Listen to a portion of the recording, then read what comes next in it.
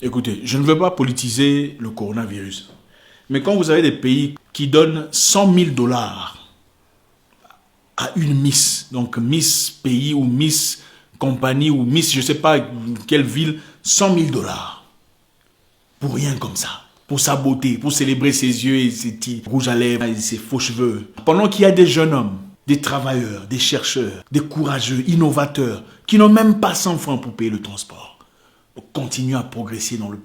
On veut créer quel genre de société? Qui sauvera l'Afrique? Resterons-nous pour toujours comme des enfants en attente que l'Europe trouve des cures, des médecines, des solutions pour nous? La vie autour du coronavirus. Ça se passe. Finalement, c'est pas aussi agréable qu'on l'anticipait. Je sais que beaucoup de gens étaient ravis de rester à la maison, de rien faire, de passer du temps à s'amuser, se divertir, regarder la télévision. Certains pour prier peut-être, et d'autres se lancer dans d'autres activités personnelles. Ce n'est pas aussi réjouissant qu'on le croyait. Ça devient ennuyant, n'est-ce pas? Surtout qu'on n'a pas nécessairement les éléments qu'il faut, fondamentaux, les aliments, les nécessités premières, ça devient très compliqué. Que tout ce qu'il y a comme confinement ne soit pas seulement un moment de prière ou un moment de pensée, mais aussi un moment de réflexion logique pour nous tous. Vous savez, ce moment montre toute la fragilité autour de nous, la fragilité autour de... Nous ne sommes pas préparés à ça.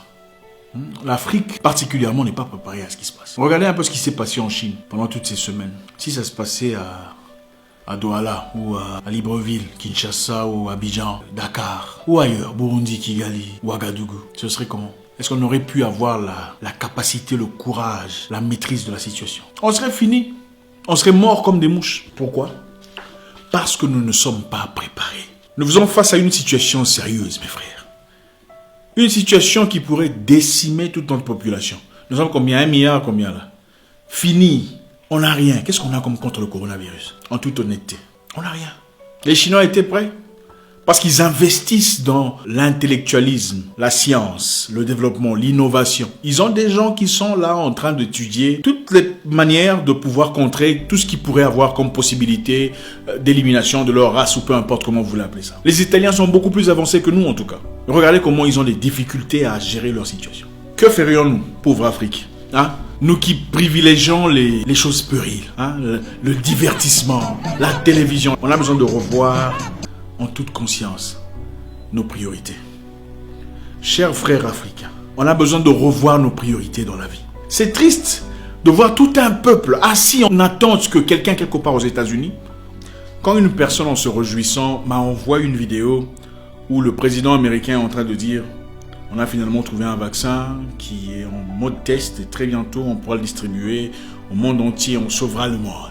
Et la personne est en train d'acclamer, il est content, on a trouvé un truc. Ça me révolte. Ça me révolte. Il faut avoir honte. N'est-ce pas le même président qu'on accusait de racisme, de suprémacisme il n'y a pas longtemps? Le même président que vous aviez accusé de racisme et de suprémacisme veut vous présenter un vaccin et vous vous acclamez: oh bravo, il a finalement trouvé la solution pour nous. Mais il faut avoir un peu d'estime personnelle. Il faut avoir honte. C'est comme si une personne t'insultait et puis finalement te dit: bon, comme tu n'as pas mangé, passe à la maison, on va te donner à manger. Et tu acclames: oui. Frère africain, il faut avoir honte. Ce qui sépare l'humain du chien, c'est d'abord la honte. Il faut avoir honte. On ne peut pas rester comme des enfants en attente que les solutions viennent toujours d'ailleurs. Ce n'est pas honorable. Comment peut-on nous battre pour une Afrique indépendante, prétendre nous sommes des hommes forts, les descendants de je sais quoi, pendant que nous sommes incapables de trouver nos propres solutions à nos propres problèmes? Les Chinois ont trouvé leur solution. Ils n'ont pas demandé d'aide. Vous savez pourquoi? Parce qu'ils investissent en leurs fils et en leurs filles, qui travaillent dur dans la science. Parce qu'ils sont capables de mettre de l'argent de côté afin de construire une communauté. C'est vrai, je ne dis pas que le système chinois est un système parfait. Je dis qu'ils savent comment reconnaître ce qui est important pour la communauté et mettre à l'écart ce qui est du personnel. L'Afrique a besoin de réfléchir. Que ce moment nous fasse réfléchir. Il ne s'agit pas seulement d'entrer en jeûne et prière pour prier la grâce de Dieu, l'amour de Dieu. C'est vrai, c'est bien la grâce de Dieu. Mais ce n'est pas la première fois qu'il y a les épidémies sur Terre. Regardez l'histoire. L'histoire nous raconte souvent ce qui se passera dans le futur. En 1918, après la Première Guerre mondiale, d'ailleurs pendant la fin de la Première Guerre mondiale, il y a eu pandémie, la fièvre espagnole, qui a décimé 100 millions de personnes parce que le système immunitaire n'était pas encore prêt, assez équipé pour combattre cette fièvre. Il a fallu des chercheurs, des gens intelligents, des gens sur lesquels on a investi afin de trouver des solutions à ces problèmes. Ce n'est pas différent aujourd'hui. Il ne s'agit pas seulement question d'entrer en jeûne de prière ou d'alarmer les gens sous prétexte que c'est le ciel qui s'ouvre ou que c'est la fin du monde, comme certains le font sur Internet. On voyait des vidéos des satanistes. Les satanistes existent depuis la nuit de temps. Ce n'est pas aujourd'hui que ça commence. Quand on est en manque de solutions, en manque de capacité, on commence à pleurnicher parce qu'on ne sait pas quoi faire. C'est vrai qu'il faut se tourner vers Dieu. Mais Dieu nous a déjà équipés. Le cerveau est la chose la plus importante que Dieu nous a donnée. Un cerveau que nous utilisons très difficilement.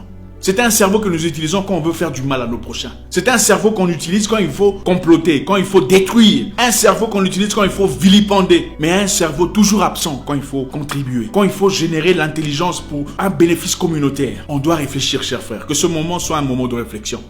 Un moment, pas seulement de spiritualité, mais un moment de conscience. On a besoin de célébrer ces jeunes hommes ou ces jeunes personnes qui s'investissent dans l'innovation de l'Afrique. On a besoin de nos propres téléphones. Nos propres capacités de communication. Si quelqu'un venait voulant attaquer l'Afrique, nous sommes incapables de nous protéger parce que nous n'avons pas la technologie. Pourquoi n'avons-nous pas la technologie? Parce qu'on n'investit pas dans la technologie. On investit dans nos intérêts personnels. Et beaucoup d'Africains, malheureusement, à partir du moment qu'ils peuvent siroter du champagne, ils peuvent voyager en business class, le pays va bien. Il faut changer. C'est de l'égoïsme. Nous sommes maintenant confrontés au même problème. Ne sommes-nous pas? La classe haute, la première classe, la classe moyenne inexistante et même le peuple sommes tous confrontés au même problème. Qui trouvera des solutions? Nous faisons maintenant recours à Dieu dans une situation où les intelligents peuvent réfléchir. Vous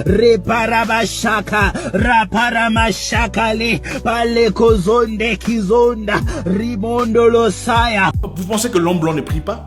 Pendant qu'il prie, il y a des gens qui sont en train de travailler, cherchant de trouver des solutions. Des gens qui sont financés par le gouvernement, financés par leur peuple, soutenus par les prières de leurs pasteurs. Le moment est venu pour que l'Africain réfléchisse, revoir ses priorités. Il n'est pas question de bâtir des grandes maisons, de célébrer les musiciens qui ne nous apportent en tout cas pas grand-chose en ce moment-ci.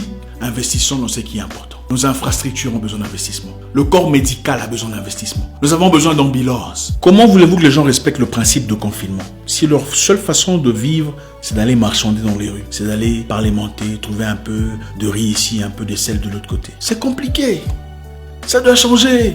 Ça doit changer. Le système doit s'accélérer. Comment voulez-vous que les gens se lavent les mains s'ils n'ont même pas d'eau potable? C'est compliqué, on doit se le dire. Je ne suis pas en train de politiser cette histoire, mais que cette histoire nous amène à réfléchir. Il ne s'agit pas seulement de nous, de nos intérêts personnels, de nos propres avantages. Il s'agit d'un sujet communautaire. Et ça touche tout le monde. Les ministres sont en train de tomber, tout le monde est en train d'être touché. Africain, reprends-toi. La vie, ce n'est pas seulement toi. La vie, c'est nous, ensemble. On a vu une vidéo, là, je ne sais pas si c'est vrai, où un petit était en train de se plaindre parce qu'il était rejeté par l'hôpital, en Italie, je crois. L'infirmière aurait dit qu'elle ne voulait pas traiter ce petit, priorisant un Italien. C'est vrai que c'est méchant, c'est vrai que c'est injuste. Mais c'est chez eux, c'est leur pays, leurs institutions. Il faut faire ça aussi chez nous. Comment vous allez crier au racisme si chez vous, vous n'avez rien? Sur quelle base? Tu te bats contre le voisin, mais tu veux l'eau du voisin. Comment? Dans quelles circonstances? Ça doit changer. Les Noirs américains ont du mal à réussir aux États-Unis parce qu'il leur a été appris que la seule façon de réussir dans la vie, c'est de soit devenir footballeur, basketteur comme Michael Jordan, musicien comme Michael Jackson, 50 Cent, Beyoncé, ou un entrepreneur. Ils ont appris que la seule façon de réussir, c'est soit de faire du sport, soit de chanter, soit de devenir une célébrité. Et cela a créé une communauté. Il y a très peu de Noirs américains qui réussissent dans la science, très peu de Noirs américains qui deviennent véritablement réussis dans le sens intellectuel et un déséquilibre social. Écoutez, je ne veux pas politiser le coronavirus, mais quand vous avez des pays qui donnent 100 000 $ à une Miss, donc Miss pays ou Miss compagnie ou Miss je ne sais pas quelle ville, 100 000 $, pour rien comme ça, pour sa beauté, pour célébrer ses yeux et ses rouges à lèvres, et ses faux cheveux, pendant qu'il y a des jeunes hommes, des travailleurs, des chercheurs, des courageux, innovateurs, qui n'ont même pas 100 francs pour payer le transport. On veut créer quel genre de société? Qui sauvera l'Afrique? Resterons-nous pour toujours comme des enfants en attente que l'Europe trouve des cures, des médecines, des solutions pour nous? On doit chez nous appliquer un système qui encourage la jeunesse dans l'intellectualisme, dans la science, dans le développement, dans l'innovation. En leur accordant l'estime et la valeur qu'on accorde à nos célébrités musicales, à nos célébrités de divertissement, à nos footballeurs et tout le bazar. Nous sommes maintenant confrontés à une situation où aucune célébrité ne peut nous aider. On a besoin des gens qui réfléchissent. On a besoin des médecins, des chercheurs, des virologues, des épidémiologues. Il existe chez nous des gens qui sont capables de trouver des solutions, mais des gens qui sont négligés. Des gens qui ne sont pas financés. On doit revoir le système. L'Afrique doit commencer à se comporter comme une grande personne, comme un adulte, plus comme un enfant. Et c'est notre devoir, à nous tous.